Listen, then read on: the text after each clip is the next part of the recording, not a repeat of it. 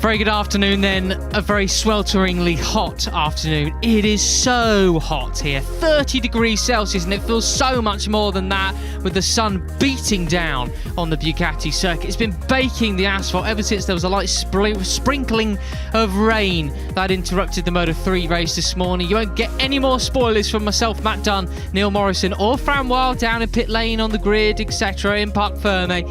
We'll be keeping stum about the rest of the day's actions, but this is the best of the electric series. The World Cup, 14 races this year. This is race 4 coming your way. And as the state of play from yesterday, it was Mattia Casadei who crossed the line in first place, starting from pole position. The number 27, there he is, finally a Moto E winner. And get well soon, Jordi, written on the front of his bike. His teammate Jordi Torres fractured his fibia, unfortunately. One of his fibias on one of his legs, I'm sorry. I think it's the right or was it left leg, Neil? I couldn't remember from the report, but Jordi, a real nasty accident for him coming out of turn 3. Fortunately, a fractured fibia, so that puts him out of this race here today. Big shame, as he, of course, took the World Cup victory here back in 2020. So get well soon, Jordi, if you're listening in. And Mattia Casadei, it was heartbreak on one side of the garage, delight on the other. Neil, what did you make of Casadei's victory yesterday? Yeah, it was a consummate showing, wasn't it, man? I mean, for a guy that has never won a Moto E race, he didn't put a foot wrong on that final lap. He was under really intense pressure from the man who qualified third. You can see his crew on the left of his shot there, the 21 of Kevin Zanoni, who pushed him right the way to the final corner. But Casadei held firm and brought it home for a first victory. Just a quick word on Jordi Torres. Obviously, it was a horrible crash that happened at the start of yesterday's race. I'd like to also just say, get well soon, Jordi, because, well, we were a little worried, weren't we, watching the start of the rest of today's race. Absolutely. So I'm glad he mostly got away without serious injury there. And there is the message once again. But we wish him well, and we turn our attention to... we actually have him. He's not gone home or anything like that. Fran Wild's got him in pit lane. Let's hear from the man himself. I do indeed. He's actually the promotional model for Mattia on the grid here. Oh, I missed that. It's great to see you back, Jordi. Very sorry to see it's with that break to your fibula. Glad it's nothing more serious. How are you feeling? You're still here. Are you at least excited to watch the race, even if we'll have to wait a little bit to see you back on track? Of course, this race is a spectacular race, and we'll see what happens. But for sure, this season is more longer, and we have more possibility to place a different way, no? In the sense that, I mean, I can do both zero, but during the season we can continue to fight to the championship, but we'll see. But for sure, this year, many races, more options, sure. Okay, so some fighting talk. Yeah, that's great to hear. In Mugello, we are right there, 100%. Well, best of luck, and get well soon. And to you too, Mattia. I won't annoy you today. Fantastic stuff, Fran. Thank you very much for that, and thanks to Jordi Torres. Fantastic to hear from him. Put a big smile on both the faces of Matt and I up here in the commentary box. And what a fighter, talking about coming back from a broken leg at Mugello in just 2 weeks' time, Matt. I mean, that is quite something, isn't it? Stood next to Mattia Casadei, no less, holding his umbrella still. Fair enough. Good on him.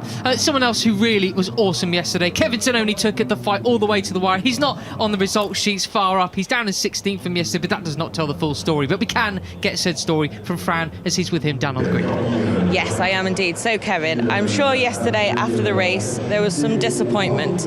But now, the day after, do you feel proud of the pace and that you fought for it? You really pushed. It was a fantastic race to watch as fans and for us. Yes, thank you. Yesterday was a fantastic race until the end and the last corner. But I did a mistake, but I'm ready for today. I see the race of yesterday, and I'm ready for this. Does it give you some more confidence for today, seeing what you were able to do yesterday in race 1? Yes, no, I have confidence the same of yesterday, and we try. Just full gas all weekend. Thanks. Thanks, Fran. Thanks as well to Kevin Zanoni, third place qualifier, and well, so close to a perfect race yesterday. A perfect race bar one corner, I think you could say. Yeah, absolutely. Just crashing out at the end there, attempting a final lap, final corner move on Casadei for that first podium and victory. There is Ikaria Kubo, first podium for him in MotoE yesterday. Really great stuff from him. Heartwarming interview from Fran and Parc Ferme with him as well. Absolutely, yeah. And just another thing that warmed the cockles yesterday was Jordi Torres' personal manager, Paco Sanchez, posted on Twitter saying that Niccolò Canepa and Xavi Forés, two of the guys that hit Jordi Torres in that first lap crash yesterday, went down to Jordi's box straight after the race to see whether the Spaniard was okay. So nice to hear some stories of camaraderie amongst the Moto E field. Yeah, plenty. There is Niccolò Canepa. Celebrated his birthday yesterday as well. Finished up the race after that first lap incident in P8, taking away 8 points with him. He'll be hoping for something better from today. He actually takes off from 8th on the grid there as well. Matteo Ferrari just ahead of him. Worth noting the grid once again properly. We'll do it later on as well with the full rundown. But there is Xavi Cardelus, who is alongside Canepa on the edge of the grid. He starts from... well, no, he won't start from P9. Everyone's moved up a space, haven't they? Because Torres is not there. So should have actually factored that in. So Canepa actually starts from P7, Cardelus from P8. Yeah, absolutely. There is Xavi Forés. He'll be starting today from P9 then on the inside of the third row. We didn't really mention Eric Granado, who was on our screens earlier. The championship leader didn't have a great day yesterday. He was down in 7th, strangely subdued, as was teammate Mikel Pons, who actually fought back from 14th on the grid to 6th quite well.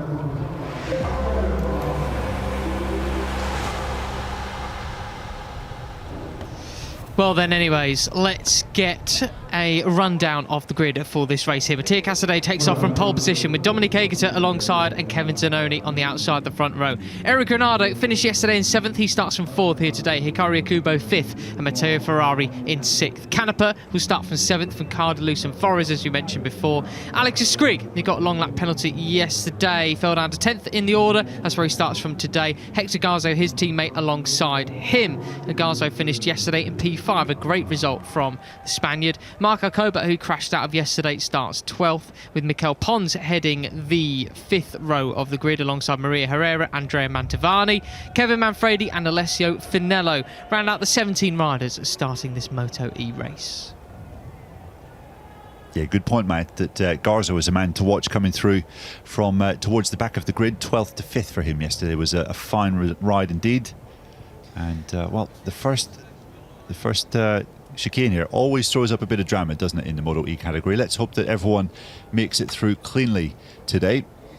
Yeah, keep your eyes peeled on the number 4 of Hector Garzo. He'll be charging through. He gave me a cheeky smirk and a wink as he came past on the way towards the grid earlier on today. So I think he's up for the fight, that's for sure. 5th place yesterday at the circuit. He's never actually raced that before on a Moto E bike. I think was very respectable. And Eric Granado's got a point to prove. Yesterday he clearly wasn't very comfortable on his Energica Ego course, and not like he was in Jerez, of course. So that bogged him down. He just got beaten up a bit. And Mikel Pons' teammate actually beat him to 6th place after Pons started down in 14th yesterday. Yeah, absolutely. And with 1 minute to go, we haven't even really mentioned this man starting 2nd on the grid, Dominique Aegerter, who finished 2nd yesterday. And after a pretty hesitant and shaky first 3 laps of the race, he really did come into his own later on. And Aegerter was, I think, comfortably the fastest guy on track in the second half of yesterday's race. So he will be a factor in these 8 laps coming up. No warm-up lap, of course. Those of you who are regulars in Moto E will know that already, but reminding any potential new viewers that you have at the end of this sensational day of racing in Le Mans, it will be red flag departing from the front of the grid, with green flag waving at the back. No revs up, just bursting into life as the red lights go dark above the start and finish line. Here we go then. Moto E, race 4 of 2022. Who will get the whole shot and the jump in towards turn 1? Here we go then. It's a clean start for just about everybody. Will Zanoni mimic yesterday and get the whole shot? No, it's Casadei pulling in front of him. Yesterday's race winner with Zanoni just behind him, but Ikubo lining up the outside of Aegerter. Aegerter pushed wide. Who will be the last late breakers in towards turn 3? Turns 2 and 3. Here we go. That is Casadei making it out all cleanly through on the exit of turn 4. There we go, an improvement on yesterday, but it's Casadei with the lead, a couple of bike lengths, Zanoni just behind him, and Ikubo, yesterday's podium finisher, in 3rd. Yeah, absolutely good stuff from Casadei. He's already steaming ahead. clear off the pack, and another tough start for Eric Granado. He's been shuffled back to about 7th or 8th on the first couple of corners. 27, 21, 78 and 77 is the order of the top 4 there, and it's Matteo Ferrari on the number 11 coming through in 5th as well, with the 18 of Xavi Cardelo's behind him. The Andorran rider wants to make a big point here today. Eric Granado behind them, but getting overtaken by the number 7 of Niccolò. Canepa, the birthday boy yesterday, making an improvement on yesterday. He's back through up to 7th. Yeah, no early progress for Hector Garzo. He's actually lost the place off the grid. He's still down in 12th outside the top 10, not really making an impression on the leading guys. And well, Casadei, we saw this yesterday, didn't we, man? He managed to get a bit of a gap into his pursuers in the early laps 1 and 2, and then he was gradually reeled in. Will we see a repeat of that in today's race? Well, he managed to pull out half a second in the first split, and then a further 1/10 of a second come the third split. But what it will be as they come across the finish line, Zanoni on the hunt then, the other Italian who crashed just there in yesterday's race on the final lap. Sadly, he's on the hunt now, trying to chase down Casadei. He wants that at least first podium, but preferably that first victory here in Moto E. So as they come across the line then, 7 laps to go. Casadei from Zanoni, Akubo and Aegerter are your top 4. Ferrari on the chase as well. This is Aegerter we're on board with, pulling around the outside of Akubo, breaking down into turn 3, and does he make the move cleanly? Akubo didn't want to let it go, but Aegerter makes it very smoothly indeed up into 3rd. Yeah, good stuff from Aegerter. He needed to make that move pretty soon because he can see Casadei eking clear at the start of this second lap. 8/10 of a second now for the Italian at the head of this field, and Aegerter, well, he knows that he'll have the speed to go with him in the closing laps, so it's all about trying to limit the damage here in laps 1 and 2. This is the kind of confidence unlocked when you take that first victory. We've seen it's happened so many times in racing history, haven't we? Once a rider gets that duck off their back, the monkey off their back, I think it is, breaks their duck is the phrase I was trying to look for. Goodness me, it's been a long day, and the heat getting the better of me as well. It just opens the floodgates for some more victories coming their way. Will it be the case here in race 4 of 2022? Glad you got there in the end, man. Matteo Ferrari looking okay in 5th, and Xavi Cardelos has actually had a pretty good start up into 6th. He missed the first round of the season due to injury in Jerez, but he's making a decent comeback here inside the top 6. Is the Andorran, but you can see Eric Granado has got by Canepa. Now he's looking to make some impressions on the top 6. Yep, he is, but he's not going to make it there in towards turn 11. Cardelou supremely guarding his line at that point. Canepa goes a bit wide, just behind Eric Granado then. So we're on board with him. And this, as it stands, the Live Cup standings will change in Dominique Aegerter's favour. He'll be 1 point ahead of the Brazilian. Casadei just 3 points behind. Well, I quite like that for a bit of spice heading into Mugello. Fastest lap of the race comes in from Casadei, but it's immediately bettered by Dominique Aegerter. He is down into the zone. It took him, I think, 3 laps to really find his rhythm and find his speed. And was he lining up a move with Kenneth Zanoni there going into turn 3? I think he was. I think he was. Yes, he does. He makes a move on him again then. So will he be able to chase down Mattia Casadei then? Aegerter hasn't had a win in Moto E since 2020. He knows how to get victories across all other championships he competes in, though. World Super Sport, he's had so many podiums so far this year across these 2 World Series. Will he add another win to his roster here? The chase is on between Aegerter and Casadei. Yeah, Casadei now has 1 full second in hand, so that is the number to keep an eye on. I'm sure that might come down in the next couple of laps as Aegerter begins his chase. But Casadei, you have to say, he has got the starting procedure absolutely nailed in these Moto E World Cup races. He can go like the wind right from the off as Eric Granado then barges underneath Xavi Cardelos for 6th place. That was absolutely classic garage vert there from Eric Granado. Well done to him, but Cardelos getting him back on the switchback, the run down the straight, trying to break into the which corner is this? Shimano Buff. There we go. So Eric defends it supremely though. Yeah, and 2 guys that aren't really making any progress whatsoever. Oh, that was a big moment for Alcoba in the background. Sorry, Neil. I thought he was high-siding himself out into the grandstand. Goodness me. Of course, he had a massive crash yesterday, didn't he, Alcoba? Completely totaled his machine. I was just going to say, we haven't really seen much impression or much movement from the likes of Garzo or Pons. Mikel Pons, obviously on the podium in Jerez. Those guys are done in 12th and 13th, as we see a lovely replay here of Aegerter's move at turn 3. Textbook Le Mans move that. Yeah, very nice indeed. 9/10 of a second then, just shy of a second actually between Casadei and Aegerter. Well, will Aegerter settle for a podium, or will he try and chase him down? 5 laps to go and anything can happen at any given point. Casadei, he had a big crash at turn 1 there back in practices. He had a moment in Q1 at turn 1 there. Perhaps he might lose something throughout another part of the track as well. It's down to 8.5 tenths. Well, this is much more like it from Eric Granado. We didn't see this at all from him yesterday. Is that Ferrari going up the inside there? Trying to defend his line, but not quite so. He was thinking about it, wasn't he? The 2019 champ, but didn't quite make it. But Granado, we didn't see him really attempting any overtaking moves yesterday. He just didn't seem to have any confidence on the front. But, well, he's already made a couple here. And Granado now up into 5th place. So decent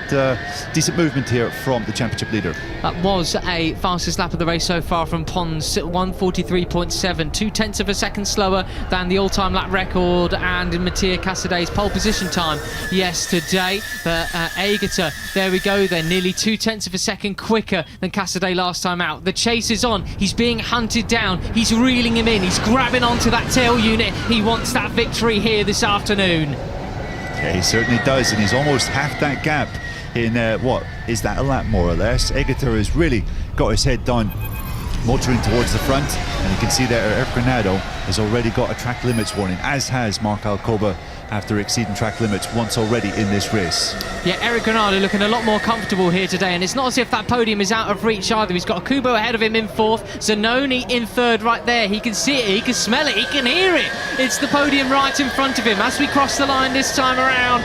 4 laps to go then, and it's still Casadei leading, but by 6/10 of a second now from Aegerter, Zanoni and Kubo. Eric Granado takes the fastest lap of the race. No, he doesn't, because it's Mantovani who's on lap record pace now. He's replacing Bradley Smith this weekend in that With You RNF squad. Yeah, it shows you as Canepa goes underneath Ferrari now. It's all action back in the pack. Canepa now up to 6th. As he puts a good move in there. There is Jordi Torres, who obviously crashed out of yesterday's race. Fantastic to see him standing there at the Pons box watching proceedings as his teammate is gradually getting reeled in here. Now 3/10 is the lead. Goodness me, so it really is on. Aegerter could smell a victory here. He really, really wants it. That would put him well and truly in charge of the classification in this World Cup as we leave round 2. Entering round 3 in Mugello then. Will he catch him? It's under 3/10 of a second now. Casadei, though, supremely confident on the brakes. Zanoni, I wonder if he's actually holding up Kubo and Eric Granado. Eric Granado says, I can't wait. Kubo, I'm coming through. And now he sets his sights on Zanoni as well. Nice stuff from Granado. He does like moving under there at Garage Ver, but Akubo's going to go back in, or back under into Shimano. Berth, the number 78, was on the podium yesterday, but... Oh, and he cuts his nose off there. That is very well done for Granado, but he sacrifices a bit of drive, and Canepa's going to pull alongside Akubo as well. He wants to move up a place too. He does into P5. Great stuff from the veteran Italian. And you can see Matteo Ferrari queuing up to take the next bite out of Hikaru Okubo, who's getting well and truly beaten up back in the pack. But Granado now, the fastest man on track last time around, he's got a little bit of clear track ahead of him towards Kevin Zanoni. This is just premium, classic Moto E racing, isn't it? Great big pack here of these electric machines racing each other, shoulder to shoulder, neck and neck. And Aegerter, he's well and truly reeled in. Casadei now, it's a 1/4 of a second, barely anything, and a second separates positions 2 and 3 as well. He's right on his back wheel, is Aegerter, and now's about the time when Casadei will even hear him. Canepa has moved up into P4 now as well. This is probably some of the best we've seen from him in Moto E in his history here in the Class 2. Yeah, absolutely. Canepa, aside from Aegerter on that last lap, he was the quickest man on track. So the Italian looking very, very strong. Already past Granado. He sees a podium with Kevin Zanoni just ahead. Having said that, Zanoni, he's started to reel in Casadei and Aegerter as well. He's looking more comfortable indeed as the lap times have dropped into the 1:44s now. I suspect that the increased track temperatures here today and the heat causing a little bit more wear on the tyres, so that will invite some mistakes from various riders. It might encourage them to go a little bit beyond their limits a bit more. They're not used to this just yet. Absolutely. One thing we could see clearly from yesterday's race was despite the amount of pressure Kevin Zanoni was trying to put Mattia Casadei under, he wasn't really able at one point to make a move at him. Casadei didn't make a mistake, and also he was just so late in the brakes that Zanoni couldn't really overtake attempt an overtake at any point. So will Dominique Aegerter have similar issues in today's race? I don't think Dominique Aegerter needs a second invite, to be honest. He really wants that victory now. You can afford to take a little bit more risk this year with the 14 races, as we heard from Jordi Torres with Fran Wild on the grid there. So out the final turn we come then, and it will be 2 laps to go as we cross the finish line now then. The penultimate lap of the race, the second one here in Le Mans at the French GP. The fans have stuck around to watch it, and they're going to get a grandstand finish here between the Italian and the Swiss rider. There's a few Swiss fans in the crowd for Dominique Aegerter as well. He does close in on Casadei in towards turns 2, 3 and 4, and Canepa goes wide as he attempts an overtake on Zanoni. But Eric Granado, will he now pull alongside him and try and make a move into turn 6? Oh, Granado is making some shapes into La Chapelle, the downhill turn. I thought he was going to make a move there, but he just thought the better of it. It's all action right the way down the field as Hector Garzo starts to make a bit of movement. He's under Mark Alcoba there, and Granado makes a move again up the inside of Canepa, but will he make it stick this time? They're taking 2 very different lines. Will he sacrifice any drive on the run down towards Garage Vert? I don't think so, but all the while they're trading places. Zanoni's getting away a little bit as well, and Canepa fights straight back on the Brazilian, but the Brazilian goes up the inside again. This is great stuff in Moto E, as always, what we come to expect here. Yeah, and you can see Granado shaking his head. He's clearly frustrated. This fighting between himself and Canepa is just allowing Kevin Zanoni to get ahead, and again Canepa draws level with him, attempted to overtake into Shimano Buff. And he does, but does he make it stick once again? Granado will get the drive out of the corner in towards turn 11, then inviting another overtake. Will he make it again? No. Yeah, Cardelus I think was wide there at Shimano Buff. He had to maybe drop a place to avoid a penalty, a fate that befell one of the riders yesterday. But up front, and well, it's as you were, Dominique Aegerter is right there, but he's not quite close enough to make a move. Matt, I think his strongest chance is into the Dunlop chicane. That's where he's been so good all race long, and the drive out of this corner here at Recordamon, that's going to be absolutely crucial. Can he do it here? 1 lap to go here in Moto E, race 2 at the French Grand Prix. Then Dominique Aegerter versus Mattia Casadei, a grandstand finish it will be. Aegerter pulls alongside. Will he be the last of the late break? And then neck and neck in towards turn 3 they go. Can he get it stopped? Yes, he can, just about. But how much drive will he sacrifice? Casadei tries to pull side by side once again down towards turn 5 and in towards turn 6. Oh, brilliant stuff from Aegerter. He just closes the door before Casadei had a look into La Chapelle. He was quick into that downhill right, put lots of force through that front tire, but he manages to hold on. Now let's see Aegerter, how well he can defend up front. Well, he's defending extremely well there in towards turn 7, but will Casadei find anywhere to bite back? I reckon Garage Vert is a premium spot for him. He's so good at braking late, but how good is Aegerter's drive out of there? He's already pulled a good bike length out. Has he been saving his tyres well, the Swiss rider? Could he be on his way to a first victory in 2022, his first since the 2020 season? And you can see there that Niccolò Canepa is basically right on the backside of Kevin Zanoni for third. It's going to be 2 fights we'll have to keep an eye on, for first and then for third. I'm not really sure where to look, but here we go. There's not going to be any overtake in towards the Shimano Buff S's from Aegerter or Casadei. The overtaking opportunities are running out. Casadei a bit slower there. I think this might be Aegerter's, Neil. It might be. I think he was in just a little bit too hot to the Shimano Buff S's there. He had to sacrifice speed mid-corner for the exit, and you can see he's nowhere near close enough to make a move. Canepa, on the other hand, is primed for this third place. Is he about to pick Zanoni's pocket? He could be. He lines him up round the outside. He makes the overtaking move, but it's going to be Dominique Aegerter, his first win in Moto E of the season. And with that, the standings, and it's Casadei in second and Canepa in third ahead of Zanoni. He gets his best finish, or at least equal best finish, but it's Aegerter taking the spoils here in Le Mans. Fantastic stuff from Dominique Aegerter. You have to say, well deserved. He timed that to absolute perfection. Didn't quite start as well as his opponent Mattia Casadei, but was with him, worked him out, worked out where he could make that move on the final lap, and well, yeah, didn't even really have to do any defending. Such was his speed and the lead that he built up. So first win of the season for Dominique Aegerter, and you have to say, based on his performances here today, that will not be the last. That was very special indeed for Dominique Aegerter. Supremely executed that was. He really wanted that victory, didn't he? Best race position before this for Niccolò Canepa was 4th. Well, that is it. His first podium in Moto E. Great to see for the Italian, who celebrated his birthday yesterday as well. Casadei, well, I don't think he can be too disappointed with his weekend. A pole position, his first victory, and a second place as well. I can't wait to see what that's done to the standings, Neil. Yeah, absolutely. We have a pretty tight fight by my reckoning, because Eric Granado obviously didn't really manage to get anywhere near the podium on that final lap. 5th place for the Brazilian. It hasn't been the happiest of hunting grounds for him in France. And Dominique Aegerter comes away with a 45-point haul. So the Swiss is right there. In fact, I think he'll be leading things. Once we get our graphic up on our screens, we'll let you know. I imagine the comments from Eric Granado after that will be very frustrated with this man here, Niccolò Canepa, really obstructing his progress. But Niccolò Canepa clearly felt he had the pace for a podium, and so he did as well. Congratulations to him. This is Granado we're on board with at the moment. A wave to the camera. I think he can be relatively happy with that.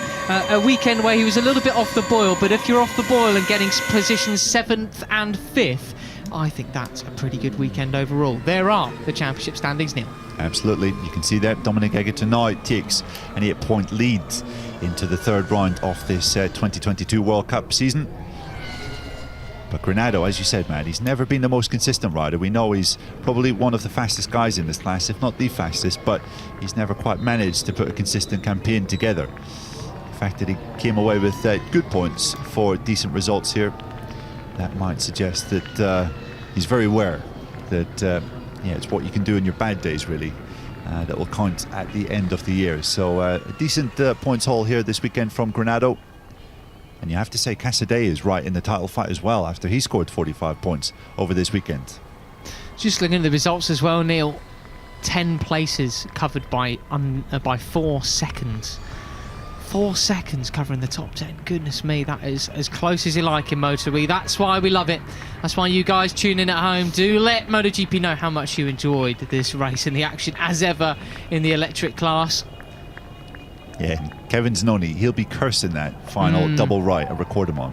Obviously, that's where he crashed out of 2nd place on the final lap yesterday, and then he lost, well, what would have been his first podium in the Moto E category on the final lap of today's race to Niccolò Canepa. And incidentally, that is Canepa's first Moto E podium today. He had a best result of 4th in previous years, so first podium for him. Well then, Aegerter pulls in the park third, mate. Hugs all around. His first win in Moto E since 2020. Didn't get one last year. Nearly did. He technically crossed the finish line first, didn't he? As he, with his coming together with Jordi Torres. But Aegerter will be very, very chuffed with that. Jürgen Ling then, his team boss, celebrating with him. All the Licamoli Dynavolt Moto E squad will be very, very happy indeed. A quality result from them. Casadei, I don't think he can be too disappointed, but also will be delighted. Niccolò Canepa, first Moto E podium.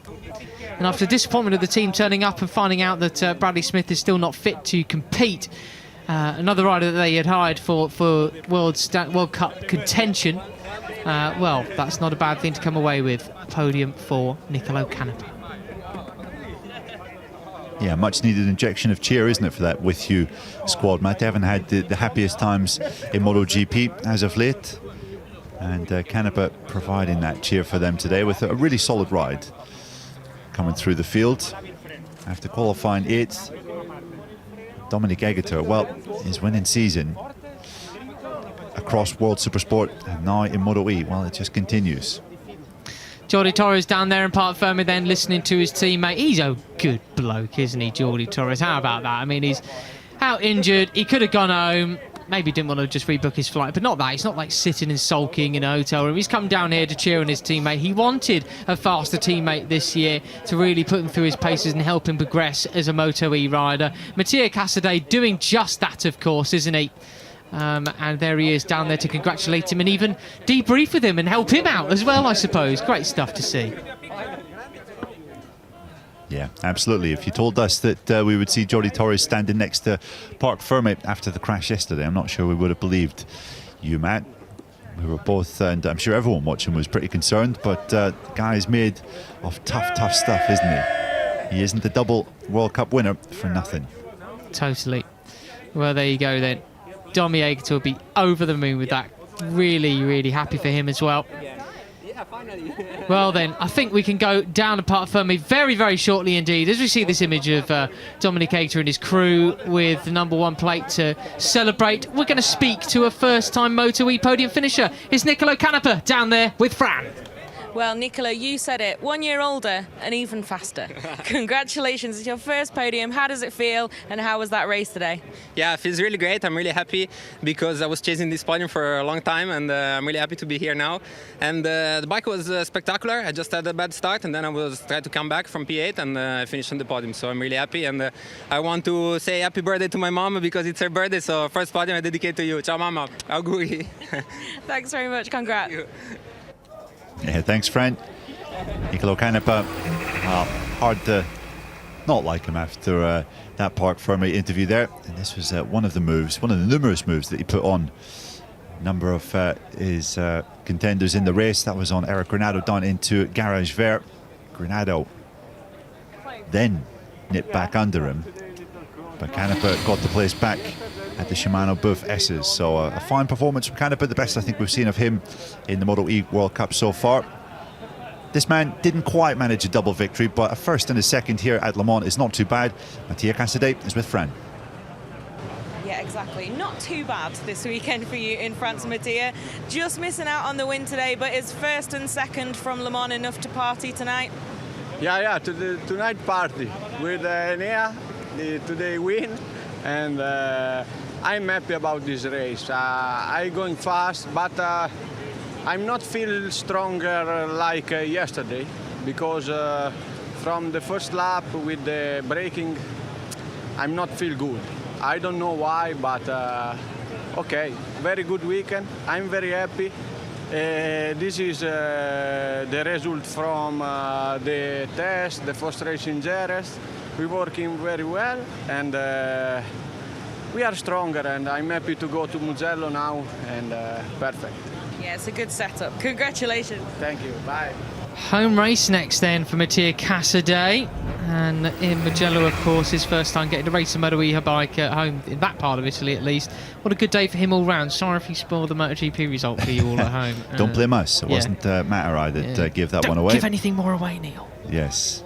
But Mattia Casadei, obviously he crashed out of the first race of the Moto E World Cup this year back in Jerez when he came together with Mikel Pons at the final turn at Jerez. They were both contending podium places, and if it wasn't for that crash, man, Casadei would probably be leading the championship by now. Yeah, Such have his performance has been this year. But no one was touching this man. Dominique Aegerter, first victory of the year, and he's with Fran. Yeah, Neil, I think you said it best. Absolutely untouchable today. Pretty much the perfect MotoE performance from you and the points lead. Are you happy with that? It was a really great race today. Yeah, for sure. I'm very happy to get the first position. Yeah, this season starts very well here in MotoE and also in Supersport. So it's very nice to stay here in Parc Fermé to be on the podium. And yeah, today was great. The weather this morning was slightly raining, so I say, oh, the Le Mans weather is coming back. But we was lucky to get a lot of sunshine. And the fans stay here after the MotoGP. Thank you very much for them. And yeah, next week is going to be a race in Estoril and then back in Mugello for Moto E. So the next 2 weeks I'm still busy. But yeah, thanks to all the Dinawold Intact Moto E team. They make again a small adjustment that I could stay in the first few laps a little bit better in the first group, and in the last lap I attack and take this victory in a good riding. Well, congratulations. I think World SBK owe you for the advertising. Well then, I tell you what, if you're a friend of Dominique Aegerter's, don't even bother asking him out for beers over the next couple of weeks then, because he is busy. He is on Do Not Disturb with that completely packed schedule. Will he get even more wins over in Estoril? Who knows? Yeah, I thought I didn't see my house that often, Matt, but that guy must never be at home. Must just live out of a suitcase pretty much permanently. Yeah, he really does, doesn't he? So fair play to him. And if you're going around picking up trophies all around the world, well, I mean, I hope he's not flying some particular budget airlines, or they'll really get him with the extra baggage, won't they? This was the race-winning overtake then from Aegerter on Casadei. He's as neat as you like through there, isn't he? Given that that's one of the most perilous corners on the entire calendar, as perfectly demonstrated by Forres in the background, he's certainly packing a bit of confidence through there, isn't he? Yeah, he certainly is. And yeah, didn't he have a huge moment at that exact place on the first lap when they were all steaming up towards the first turn? He had a bit of a wobble, bit of a twitch, but yeah, he then reeled off a couple of really impressive overtaking moves right there. Dominique Aegerter, well, he'll be leaving France then, leading the World Championship. 2 World Championships he leads then at the moment, along with the World Supersport 1. Yeah, congratulations to him. That's impressive, isn't it? Very, very impressive indeed. Well, podium ceremonies then about to get underway for the final time here of the Grand Prix classes at the Grand Prix de France, the Shark Grand Prix de France. And of course, coming up next as well on various Northern Talent Cup Facebook pages, YouTube page, Twitter page, etc. Maybe MotoGP.com, I'm not quite sure. Maybe someone should check. But you got the Northern Talent Cup race too as well with Elliot York and Chris Jordan. They'll be bringing you that one shortly after this. So if you are able to watch the Northern European Stars of the Future as well, you fancy that? Tune in. But we have, meanwhile, Canepa, Casadei and Aegerter onto the podium then. First time doing so for Aegerter in a fair while in MotoE. Good for him. That really means a lot, doesn't it? He just loves it, doesn't he? Yeah, 3rd victory for Dominic in this class. And he has to be one of the absolute favourites for the title, as Fabio Cesara, head of delivery Roma, gives out the 3rd place trophy to Niccolò Canepa, making his first appearance on the Moto E podium. He obviously has a great deal of experience at this circuit from his days in the World Endurance Championship. There's Casadei's trophy. 2nd place for him. And now the big one. The 1st place one for Domi Aegerter. Handed out once again by Fabio Cesara, head of delivery Roma NLX Way. The big old X above his head.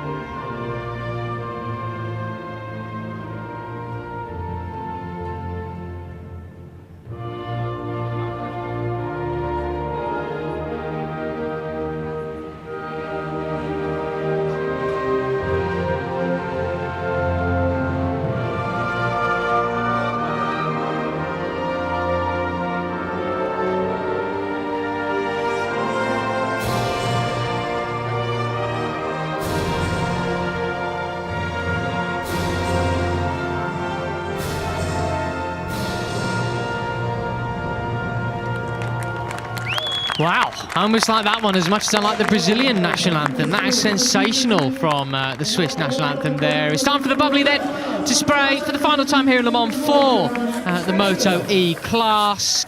Aegerter from Casadei and Canepa. What a final race that was of the day. Their next race comes at the next MotoGP round, of course, in Mugello.